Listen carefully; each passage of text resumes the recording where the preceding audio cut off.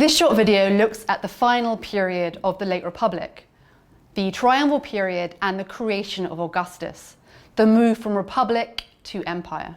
We saw previously, in the wake of Julius Caesar's assassination, that the triumvirate for the restoration of the state, the Triumviri Republicae Constituendi, was formed, made up of Mark Antony, Lepidus and Octavian.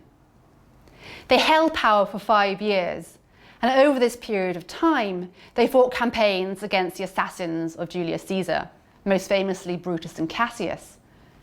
However, this did not stop them fighting amongst themselves. In 41 BC, for example, whilst Antony was away governing the East, Antony's brother, Lucius Antonius, who was consul, and Antony's wife, Fulvia, fought a campaign against Octavian in Italy concerning land to be given to veterans.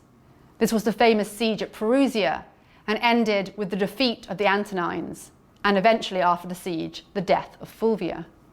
The siege of Perusia was ended with a treaty at Brundisium between Octavian and Mark Antony, and as Fulvia was conveniently dead, Octavian could marry his sister, Octavia, to Antony, thus further solidifying their alliance through marriage.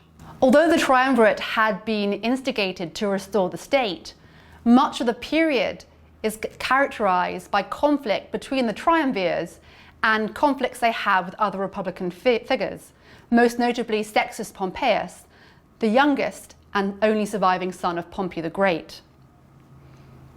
Sextus Pompeius controlled the Mediterranean with his fleet, stopping grain reaching Italy and causing crisis for the triumvirs who were trying to restore the state to its former glory.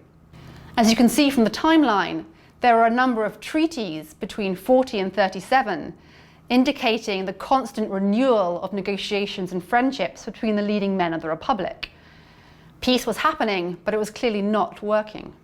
In 36 BC, we see the defeat of Sextus Pompeius in a naval battle off the coast of Sicily. This also saw the removal of Lepidus from any real position of power, and once again, a triumvirate had gone down to 2 members.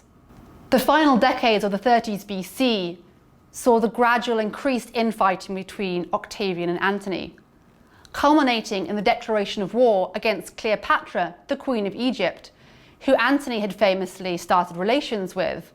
Be they sexual or purely political, they had produced offspring, and by not reneging on his relationship with Cleopatra, Antony gave Octavian exactly the opportunity he needed to declare war against him too.